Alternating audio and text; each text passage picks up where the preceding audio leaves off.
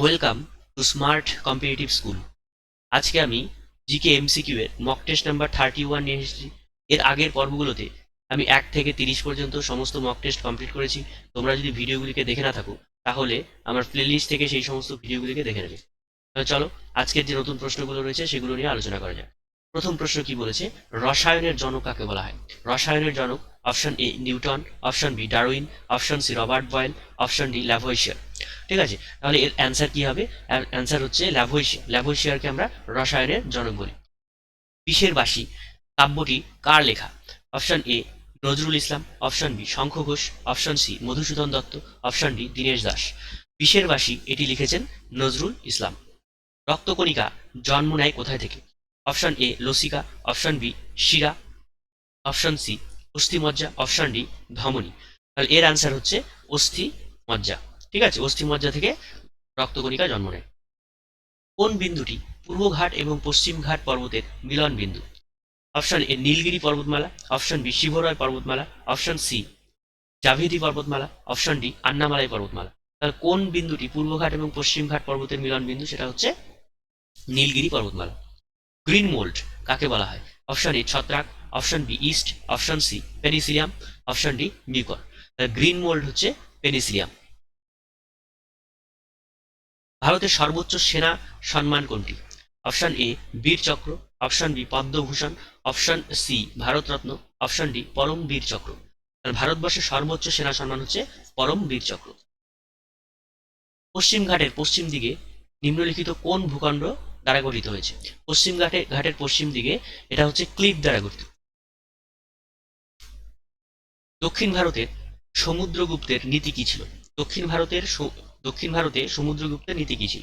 Option A যুদ্ধ জয়, option B ধর্মজয়, অপশন সি দিগ্বিজয়, এগুলির কোনোটি নয়। তাহলে এর অ্যান্সার হচ্ছে ধর্মবিজয়। দক্ষিণ ভারতে সমুদ্রগুপ্তের নীতি ছিল ধর্মবিজয়, যুদ্ধ জয় না কিন্তু। ঠিক আছে, নিচের কোন শাসক বিক্রমাদিত্য নামে পরিচিত?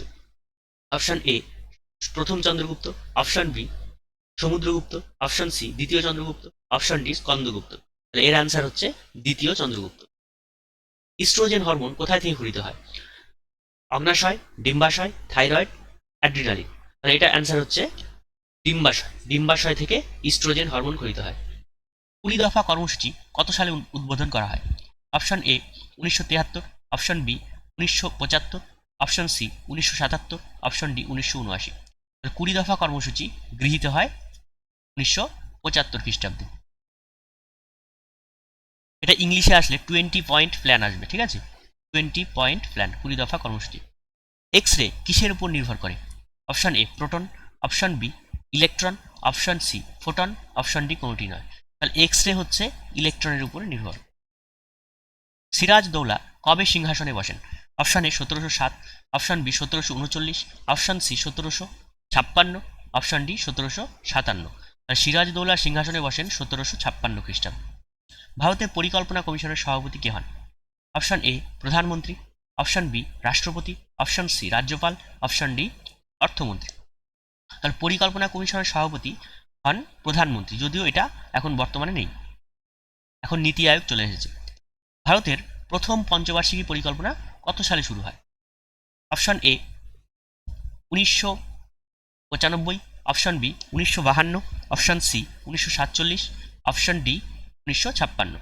তাহলে এর অ্যান্সার হচ্ছে 1941। প্রথম পঞ্চবার্ষিকী পরিকল্পনা 1951 থেকে 1956 হয়েছে। ঠিক আছে, তাহলে এটা অপশন বি হবে।